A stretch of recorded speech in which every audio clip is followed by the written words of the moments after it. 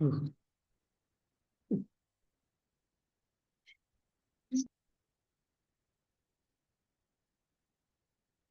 అందుకని ఆయన మనకి లోతుగా చూసుకోవడం నేర్పుతున్నారు. అప్పుడు మనం ప్రేమ పూర్వకంగా, ప్రేమ ఎప్పుడైతే ఉందో సంపూర్ణత్వం ఉంటుంది. అప్పుడు ఒంటరితనం గాని భయం గాని ఏం ఉండవు. ఆ ప్రేమ లేకుండా ఉండడం బట్టే ఈ ఈ అజ్ఞానం వల్ల మనం ఎప్పుడు పారిపోతూ ఉంటాం. మన నుంచి మనం పారిపోవడమే జీవితం. ఆ పారిపోవడమే మన నాగరికతగా. నేనేమో సినిమాకి వెళ్ళడం సినిమా నాగరికత, టీవీ నాగరికత. ఈ పారిపోవడాలే వల్లే మనకి నాగరికత అన్నది. ఒక క్లబ్కి వెళ్తారు, వాళ్ళు అక్కడికి వెళ్తారు, డాన్సులు చూస్తారు, మ్యూజిక్ వింటారు, ఇవన్నీ ఎస్కేపిజమే.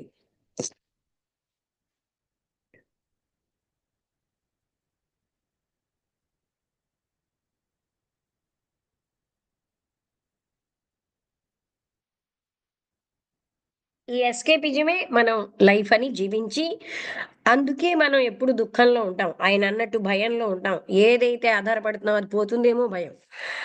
ఆ పోతుందేమో భయంతో ఎప్పుడూ ఆ భయం వెనకాల ఉంటూనే ఉంటుంది. అంతే. ఆ అసలైన దాన్ని మనం తెలుసుకుంటే, ఆ ఒంటరితనం ఏమిటి అని అవగాహన చేసుకుంటే, నాలో శూన్యం ఏమిటి అని అవగాహన చేసుకుంటే, అప్పుడు మనం ప్రేమతో నిండి ఉంటాం. ఆ ప్రేమ, కారుణ్యం అవన్నీ మన అంతర్గత స్వభావాలు. మనది కాని దాంట్లో మనం జీవిస్తూ ఐడెంటిఫై అవుతాం. నా భార్య, నా దానివల్లే మనకు భయం వస్తుంది.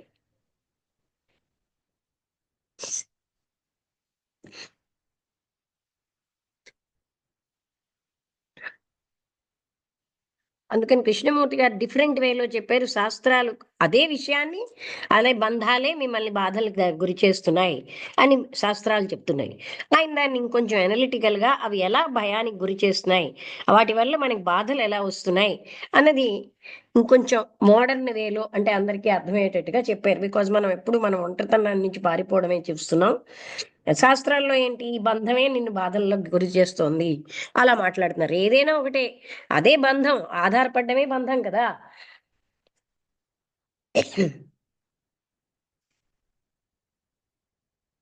ఎందుకంటే మనదైన మన స్వరూపాన్ని కాకుండా అవుట్ సైడ్ దాని మీదే మనం డిపెండ్ అవ్వడం బట్టే. అవుట్ సైడ్ భార్య కూడా అవుట్ సైడే.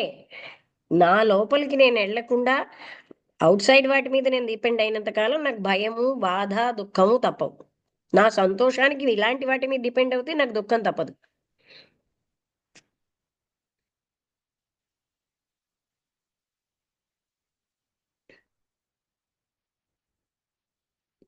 శ్రవంతి గారు మాట్లాడతారా? చంద్ర గారు అమ్మ మీరు నమస్తే. మాట్లాడతారా?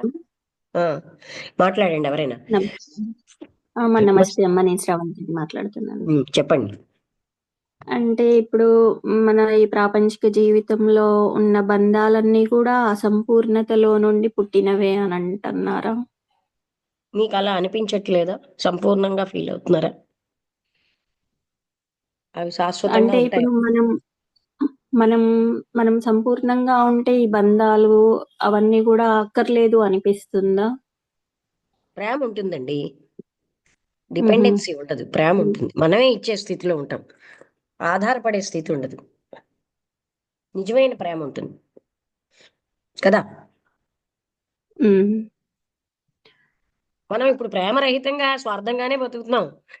నేను ఆధారపడడానికి నాకు భర్త పిల్లలు కావాలంటే అది స్వార్థం కాదు. అవును. అవును. అది మనకి ఒప్పుకోవడానికి నచ్చదు, కానీ దానికి ప్రేమ అని ఒక అందమైన ముసుగేస్తాం. హ్మ్. ఇంకా లోతుగా చూసుకుంటే అందులో ఉన్న సత్యాలు మనకు అర్థం అవుతుంది. మనం లోతుగా, నిజమే కదా. ఆ డిపెండ్ అవ్వకుండా ఉన్నప్పుడు నేను, అంటే మీరు పిల్లల వాడికి ఏదైనా అయితే వాడి కోసం తప్పిస్తున్నారు అనుకుంటూ మీకోసమే తప్పిస్తారు. ఆ యథార్థం అంటే గమనించడానికి మనకి నచ్చదు. ఎందుకంటే మనం ఆల్రెడీ కొన్ని వాల్స్ పెట్టుకుంటాం. నేను వాడి కోసమే, నా కోసం కాదు అని అలాగా. దాన్ని బ్రేక్ చేయడానికి ఇష్టం ఉండదు యథార్థం చూడడానికి.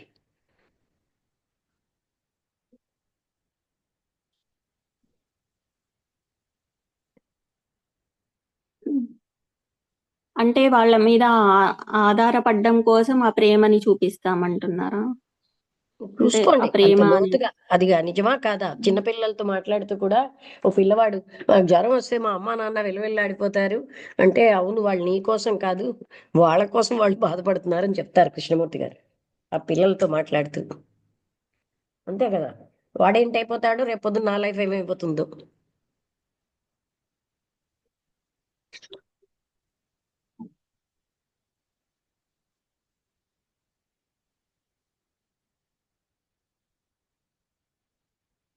చంద్ర గారు మీరు మాట్లాడతారా?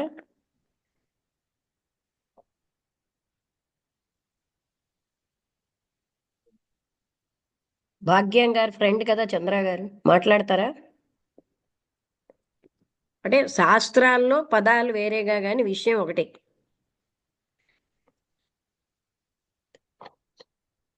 ఇవన్నీ వదిలేని అలా మాట్లాడతారు అక్కడ.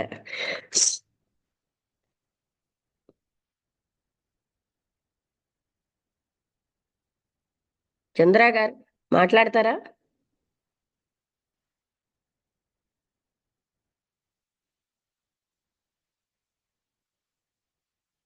ఇంకెవరైనా మాట్లాడతారా? చంద్ర గారు అన్మ్యూట్ చేయట్లేదు.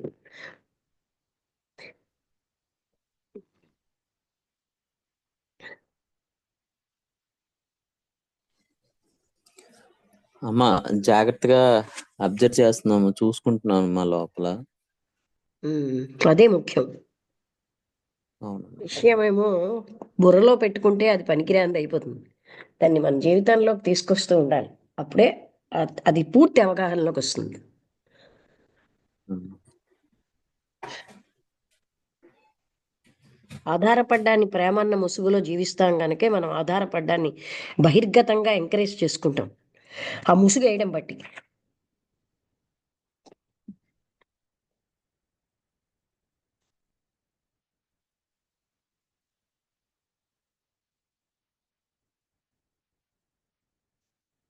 ఎంతో గర్వంగా చెప్తారు, నా భార్య లేకపోతే నేను ఉండలేను, నా భర్త లేకపోతే నేను ఉండలేను. ఇలా ఆ ఆధారపడ్డం ఏమిటి అన్నదాన్ని మనం అవగాహన చేసుకుంటే ఆ ఒంటరితనం నుంచే ఆయన చక్కగా చెప్పాడు, నా భార్యని నన్ను నా భార్య వాడుకుంటోంది ఒంటరితనం నుంచి దూరంగా వెళ్ళడానికి అని. అంతవరకు అర్థం చేసుకుంటే అది ఆటోమేటిక్గా తెలుస్తుంది.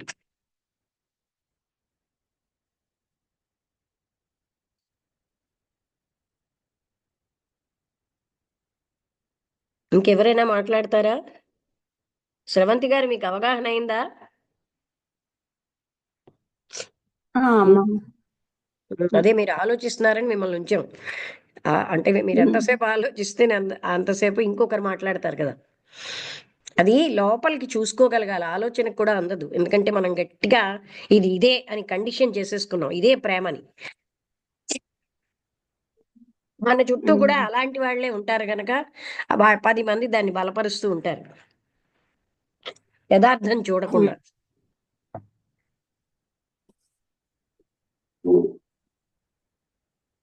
అంటే సంపూర్ణంగా ఉంటే అంటే మన అంతరంలో సంపూర్ణంగా ఉన్నప్పుడు ఇంకా ఏ బంధాల అవసరమో అని అనిపించదు కదమ్మా. ఇప్పుడు అంతే కదా, మీరు మన చెప్పిన నుంచి దాన్ని మనం బట్టి. ఎస్కేప్కే ఇవన్నీ వాడుకుంటున్నాం.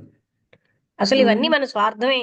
నేను అన్న దానికి ఎస్కేప్ అవ్వడానికి, ఒక డిపెండెన్సీకి వాడుకుంటున్నాం. ఎందుకు నేను ఎస్కేప్ అవ్వాలి? అక్కడ ఉన్నదంతా ఏమీ లేదు. అక్కడే మీకు అంతా మీ హృదయంలో మీకున్న స్థితి మీకు అర్థమవుతే మీ నుంచి మీరు ఎస్కేప్ అయ్యి వెళ్ళిపోరు, అక్కడే ఉంటారు. ఇదంతా కూడా ఆ స్థితిలోకి ప్రవేశిస్తేనే తెలుస్తుంది, మైండ్కి తెలియదు అంతేకాదు, అంటున్నారు. లోతుగా వెళ్తే ఆ స్థితి అంటూ వేరే ఎక్కడో లేదు. మిమ్మల్ని మీరు లోతుగా చూసుకుంటూ ఉంటే అక్కడే ఉంటుంది అది. ఆ మనస్సుతో పట్టుకోకుండా ఈ నా నుంచి నేను పారిపోవడం ఇవన్నీ ఆ నేను భయం వేరేగా లేమన్నారు. అలా లోతుగా తెలుసుకోవాలి మనం. విషయాన్ని లోతుగా వెళ్లకుండా పైనుంచి చూసి మనకి అసత్యం ఉంది కనుక 10 మంది సపోర్ట్ కావాలి, వాళ్ళ వాళ్ళు ఇలా ఉన్నారు వీళ్ళు ఇలా ఉన్నారంటే సపోర్ట్లు ఒకటి మనకి. ఇప్పుడు మీరు అన్నారు కదా, హ్యాబిట్స్ ఇట్లా మనం మ్యూజిక్ ఇంకా రకరకాల హ్యాబిట్స్ కి వెళ్తాము అనేసి, అది కూడా ఈ అసంపూర్ణతలో నుండి పుట్టిందే అంటే అంటారా ఇప్పుడు ఆ కోరిక కూడా?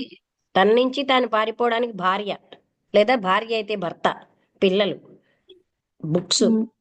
టీవీ, ఏ ఉమ్, క్లబ్బు, ఏ డ్రింకు, ఉమ్, ఇవన్నీను తన ఉమ్. నుంచి తాను పారిపోవడానికి. అంటే ఇప్పుడు మ్యూజిక్ అంటే ఇంట్రెస్ట్ ఉంటుంది. ఆ ఇంట్రెస్ట్ తో నేర్చుకోవడం కూడా నుంచి మీరు యాహ్! పారిపోవడమే. అసంపూర్ణం. అది గూడా. అసంపూర్ణమా, సంపూర్ణమా కాదండి. అక్కడ శూన్యం ఉంది. ఏం దాని ఆ! నుంచి నచ్చక ఆ! మీరు పారిపోవాలని చూస్తారు. ఇప్పుడు మీకు హాయిగా ఫర్ ఎగ్జాంపుల్ చిన్న ఉదాహరణ చెప్తున్నాను. మీరున్న దగ్గరే మీరు ఆనందం ఫీల్ అవుతే మీ నుంచి మీరు పారిపోరు.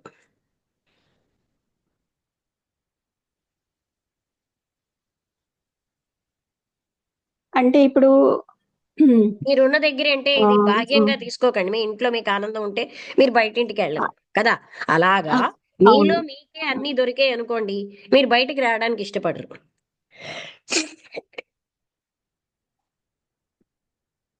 ఆధారపడాల్సిన అవసరం కూడా లేదు.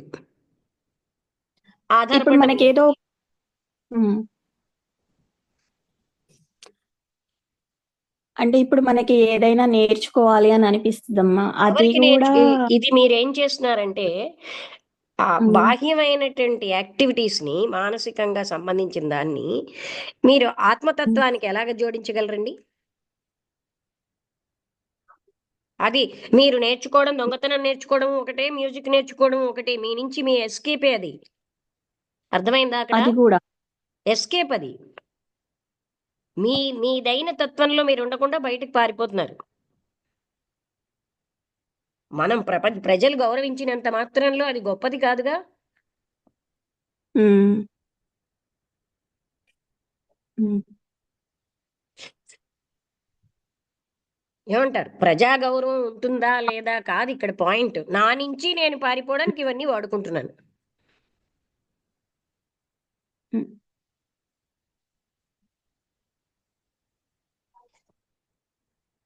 అంటే ఇప్పుడు ఆర్ట్స్‌లో నైపుణ్యం సాధించిన వాళ్ళు గూడా ఉంటారు గదా! ఇప్పుడు చూసారా వాళ్ళల్లో మీరెలా గూడా కండిషన్ ఆ శూన్యం అయిపోయారంటే, నుండి స్రవంతి గారు మీరెలా హ్మ్. మీ మైండ్ కండిషన్ అయిపోయిందంటే, ఆ విషయం వినటం లేదు. మీదైన మీ స్థితి నుంచి పారిపోవడానికి మ్యూజిక్‌ని వాడుతున్నారు. అలాగే హ్మ్. డాన్స్‌ని వాడతాం. అవన్నీ మంచివే. ప్రజలందరూ ఆదరించినవే హ్మ్. వినోదానికి. ఆ వినోదం హ్మ్. ఏమిటి? మన నుంచి హ్మ్. మనం పారిపోయడమే వినోదం అన్న రూపంలో చేస్తున్నాం. అది మీకు అర్థం కావట్లేదు. మంచా, చెడ్డ హ్మ్. అవన్నీ కాదండి. పేకాట కూడా ఒక రకంగా మన హ్మ్. నుంచి మనం పారిపోయేదే. హ్మ్. ఓకే.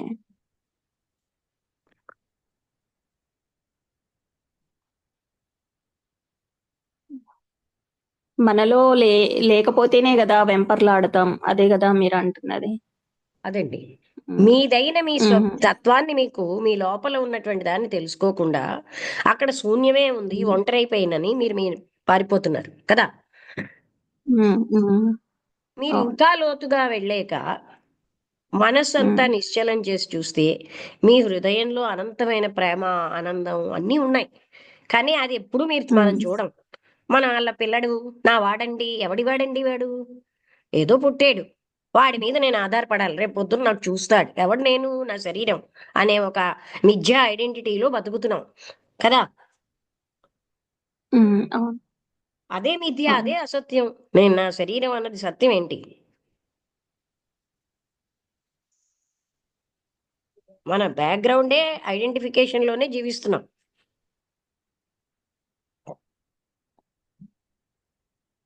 అంటే ఆహ్, నిజంగా మనం సంపూర్ణతలో ఉంటే అసలు ఈ ప్రపంచంతోటే పని లేదు కదమ్మా! అంటే ఇప్పుడు ముందు అది మీరు వేరే సంగతి. ముందు సంపూర్ణతకి రావాలా? అప్పుడెలా ఉంటుందో తర్వాత చూద్దాం. ఏమంటారు? హ్మ్. హ్మ్.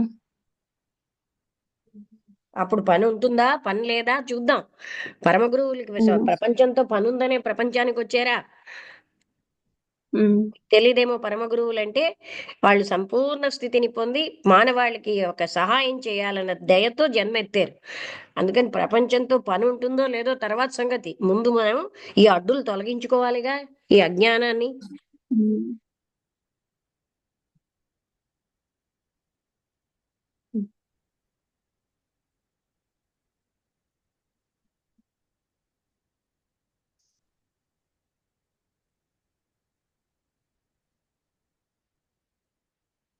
అయ్యో అప్పుడు నా భార్య మీద నా పిల్లల మీద ప్రేమ ఉండదేమో అనుకోక్కర్లే. అప్పుడు ఉండేది ప్రేమే, లంపటాలు బంధాలు ఉండవు.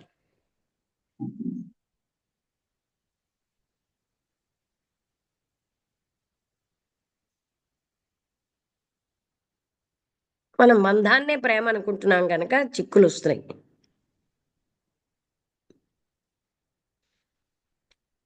మన మనస్సు చాలా మోసపూరితమైంది. ప్రతి కురూపి దాన్ని ఒక అందమైన దానిగా తీర్చిదిద్ది దానికి ఒక పేరు పెడుతూ ఉంటుంది.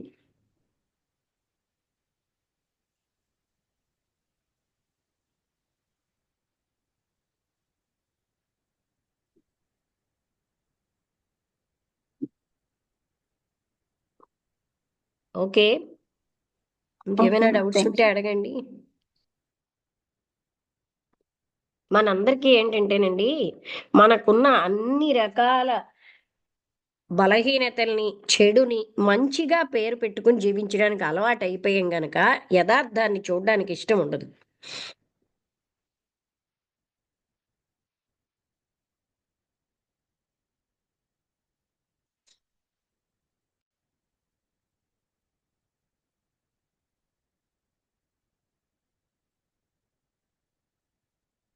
ఇంకెవరికి ఏమి డౌట్స్ లేవా రమణ?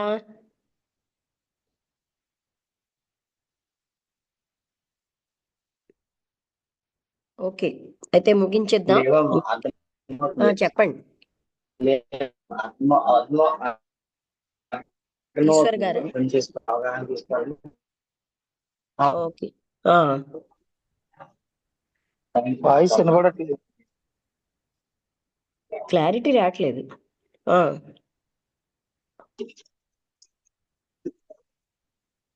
చెప్పండి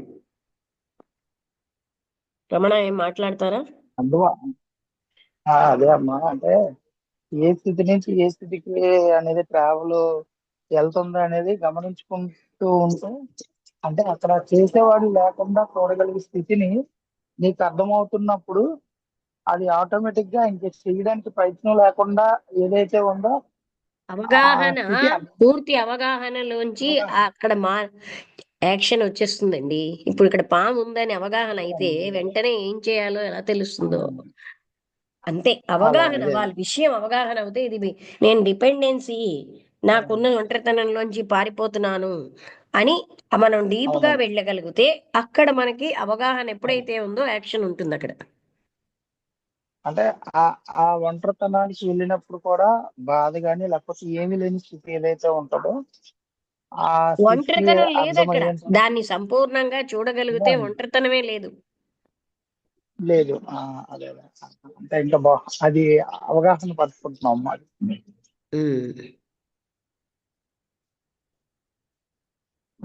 అండర్స్టాండింగ్ ఈజ్ యాక్షన్ అంటారు కృష్ణమూర్తి గారు. అవగాహనే యాక్షన్. అవును.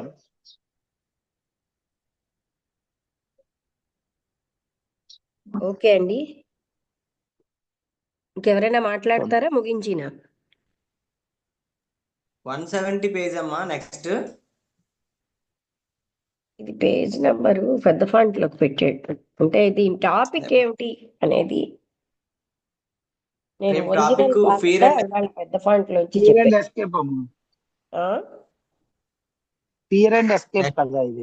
ఎక్స్ప్లెనేషన్ అదే అండ్ ఇప్పుడు activity fear and explanation and escape activity అయింది ఇవాళ. ఎక్స్ప్లెనేషన్ అండ్ యాక్టివిటీ ఉందమ్మా నెక్స్ట్.